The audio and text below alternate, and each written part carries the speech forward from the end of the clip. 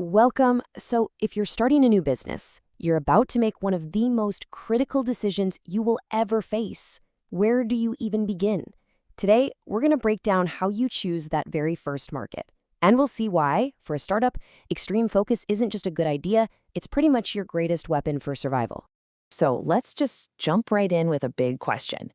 What do you think is the single biggest, most common mistake a new entrepreneur can make? It's not a lack of funding. It's not even a bad idea. The most common mistake is actually having too much of something you think is a good thing, opportunity. It's trying to be everything to everyone. As a startup, you feel exactly like this tennis player, right? You're just swarmed by dozens of potential customers, different markets, new features, and by trying to hit every single ball, you end up making solid contact with, well, none of them. Honestly, it's a direct path to burnout and failure. And this brings us to a huge myth in the startup world, this idea that chasing more markets increases your chances of success. The thinking kind of goes, hey, if I have 10 options, one of them has to work out. But the reality is the exact opposite. Success isn't about hedging your bets. It's about making one single bet and putting all your energy behind it to guarantee a win in that one focused market. The psychology behind this is just fascinating. It's really just human nature. When we're presented with a bunch of different paths, our instinct is to keep our options open. But for a startup, keeping options open is a total trap. With your limited resources, it just means you're not fully committing to any single path, which almost guarantees you won't succeed on any of them. So, if trying to be everywhere at once is the problem, what's the solution? Well, it's called the beachhead market strategy. And this is all about channeling the power of extreme focus to create an absolutely unstoppable starting point for your business. If there's one word to tattoo on your brain from this whole explainer, it is this one: focus. And this isn't just a principle, it's really an act of disciplined rebellion against that temptation to chase every shiny new object. You just have to commit. So what exactly is a beachhead market? Well, the term actually comes from military strategy.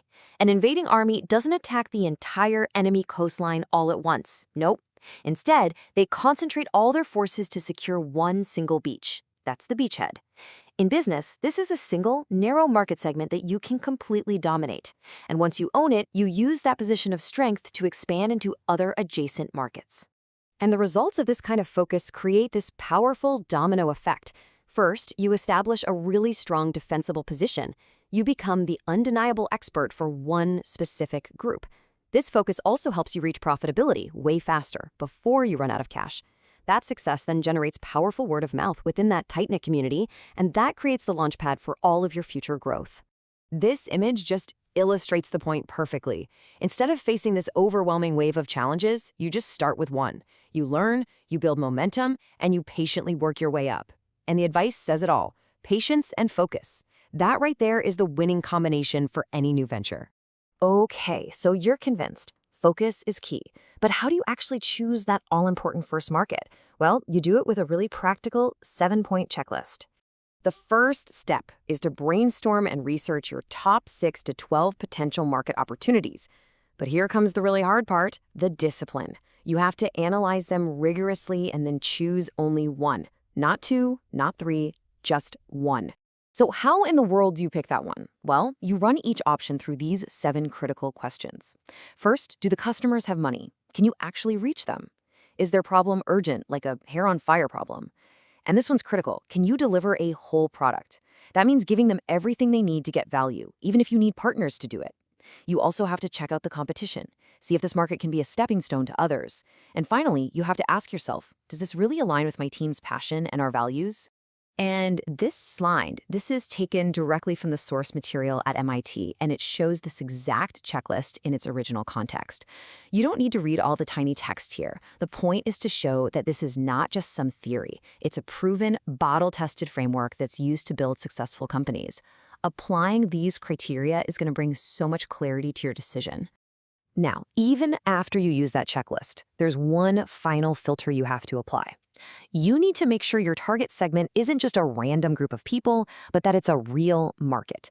And a true market has to meet 3 essential conditions. The first condition is that the customers within this segment all buy similar products. This basically means they have a shared need, and they recognize a similar type of solution.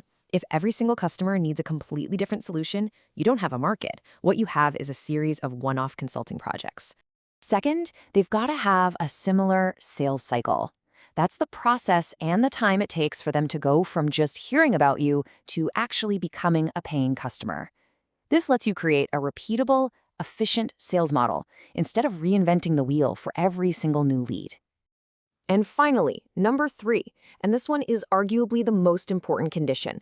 There has to be word of mouth between the customers. They talk to each other. They read the same blogs. They go to the same conferences. And crucially, they serve as high-trust references for one another when they're deciding whether or not to buy. The source material is really blunt about this, and for good reason. If your customers do not talk to each other, you will find it incredibly difficult for your startup to gain any traction. This word-of-mouth network is like the kindling for your growth. Without it, you're going to have to pay to start every single fire all by yourself. So, you've done the analysis, you've run the checklists, and you have chosen your market. Now what? Well, the final crucial step is to move from analysis to action. It is so easy to fall into this trap. You just keep researching, keep tweaking your spreadsheet, you keep second-guessing your choice because you're afraid to make the wrong move. This is analysis paralysis, and it can kill a startup before it ever even begins. This quote is just a powerful reality check for any founder. Your objective isn't to create some flawless, perfect market analysis report. The objective is to build a real company that solves real problems for real customers. Because the ultimate truth is that no spreadsheet can ever replace real-world data. 1 week of taking action, building a prototype, talking to users, trying to make a sale, that will teach you more about your market's viability than 3 months of theoretical research ever could. So make the best, most informed decision you can with the data you have, and then just get started. Commit to your chosen beachhead and go. Remember, this whole process isn't about limiting your ambition. It's about channeling it into an overwhelming force. You've analyzed, you've chosen, and you've committed to your market. So now, the only question left is, are you ready to dominate it?